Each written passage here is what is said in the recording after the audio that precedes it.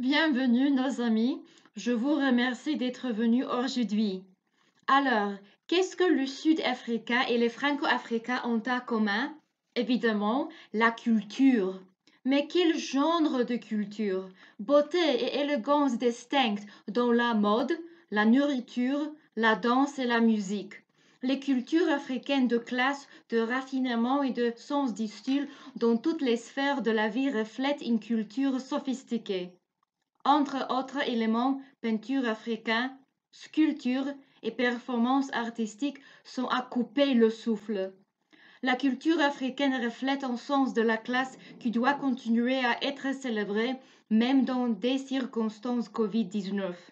Ces pratiques précieuses peuvent être consultées sur les réseaux sociaux même si nous restons chez nous. Ah, la nostalgie de la sophistication et du style. Regardons plus loin cette philosophie. Un trait de la philosophie africaine est qu'elle est pratique.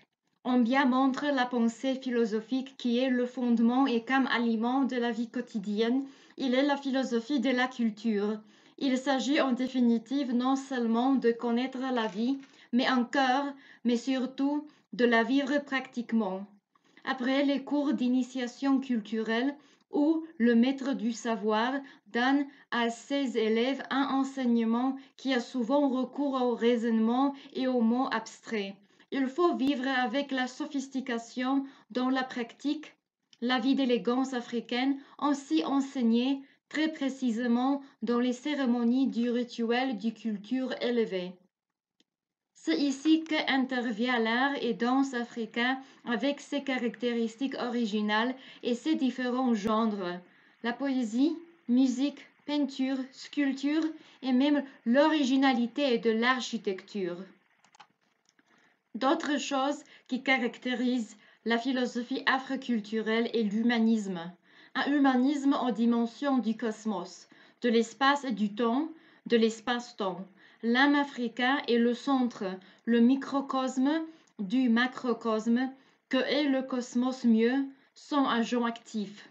C'est sur son modèle que s'organise la société africaine, chacune maison avec son philosophie culturelle, la ville, le royaume. Qu'est-ce à dire encore?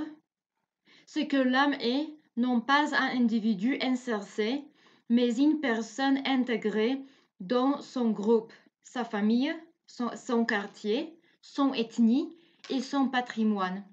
À ce concept enrichi par la philosophie afroculturelle, l'Africa soutient une notion, c'est-à-dire une connaissance intuitive plus complexe, plus sociale que individuelle. Verticalement, l'âme est enracinée dans son lignage, jusqu'à l'ancien empire africain. Horizontalement, il est lié à la société des âmes, à son groupe comme nous venons de le voir. Quelle est donc cette culture que nous rencontrons? Les ethnologues, par exemple, ont dit pendant longtemps, il y a une culture profonde dans la philosophie et de manière de vivre. Les génies africains sont les expressions qui devront célébrer.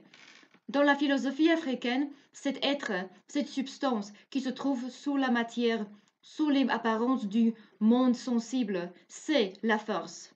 Donc, il faut continuer à percer les mystères de la culture africaine. On devrait déverrouiller une nouvelle porte de la philosophie pour les jeunes générations de toute façon possible.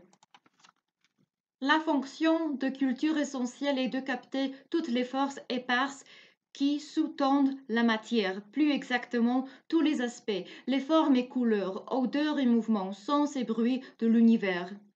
Il s'agit de renforcer la culture, on renforce sa force.